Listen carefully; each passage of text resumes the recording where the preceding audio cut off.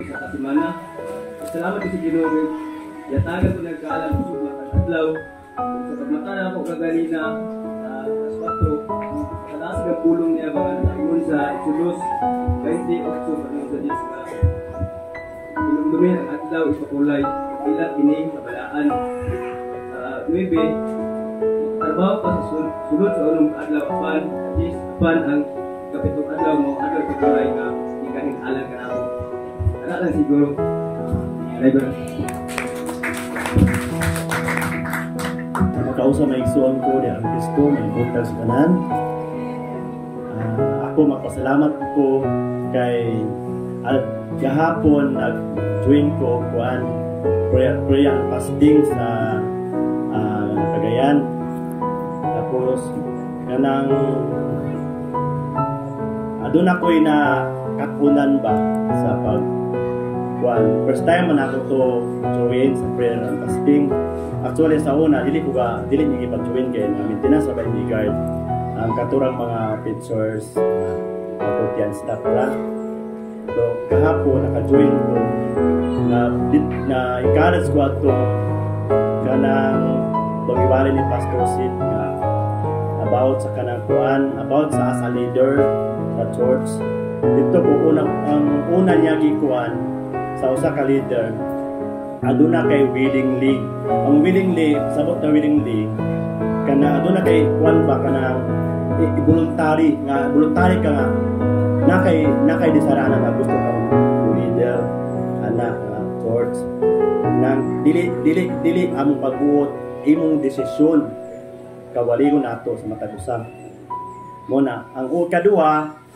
dito dayon sa eagerly. Anong eagerly? Aduna kay kanang sa Tagalog pa masigasig kanang mahinamon ka kanang eager ka kanang gusto nimo kanang buhaton nimo ang kuan kanang bisag unsa nga ministry bisag unsa nga buluhaton diya sa Ginoo na kay eager ana kay kanang kaminaw sabik kanang kaminaw bingan ka na ba nga gusto nimo kuan ka active kay ka sa church ana ka. Tapos ang lastly sa kanang humility. Ang humility is sa lain nga terms humble kanang magpaubos ka kanang mo na gayeng hindi ko na i-pastor said nga kanang kuan naay mo kuan sa imo ginuwan siya ba ang iyang gibuhat kay kuan lang pasalamat sa Ginoo ginuwan siya kay at least pasalamat sa kay kanang katong mimo diya makamakat-on sa nimo ang uban man kay magsuko-suko pa nang buwan man ko sa kusala inana ba mo na ko sa ka-leader dapat humble ta kanang unsay mga sitwasyon dapat natay pagpaubos ba sa ato mga kaigsuonan inana sa ka-leader. Tapos ikaduha na ako nga pasalamatan sa Ginoo katong kuan katong about sa atong kuan atong gifts nato ba atong gasa nga gihatag sa Ginoo kanato kita sa matagusa nato naman tay gasa sa matagusa na kanang dito na ko nakita kay kami na ako'y gidala nga kuan mo ni among gi-sample gigam kuan ay mga question 1 to 40 dagang kayo siya mga question na siya in English lang paingon sa 1 to 40 tapos among basahon tapos pagkahuman dayon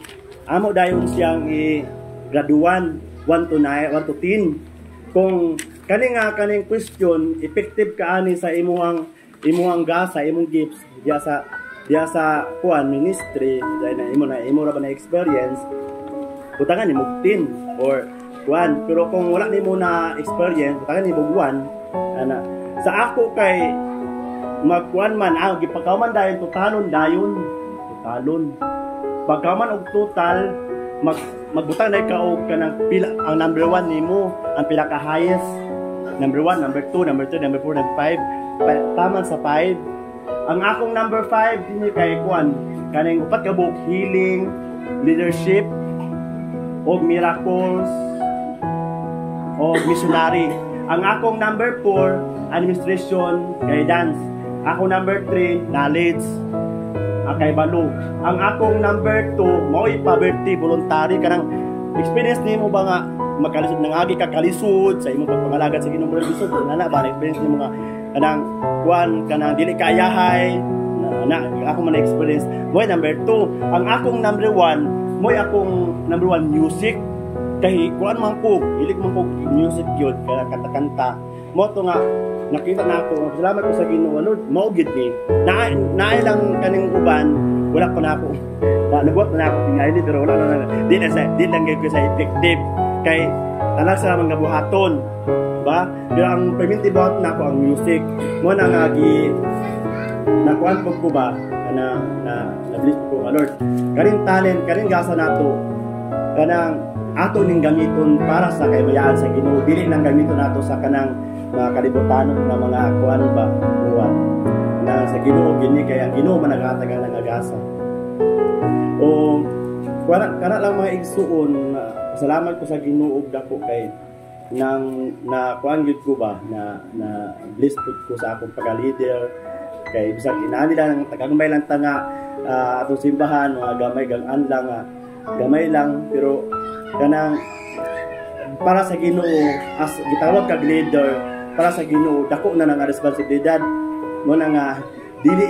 dili gid siya dili kita basta-basta nga as a leader kay as a leader dapat naagid ta Christ likeness banta nga may sama ta kang Kristo kung kinsa siya mo na nga kita mga leader kita ang modelo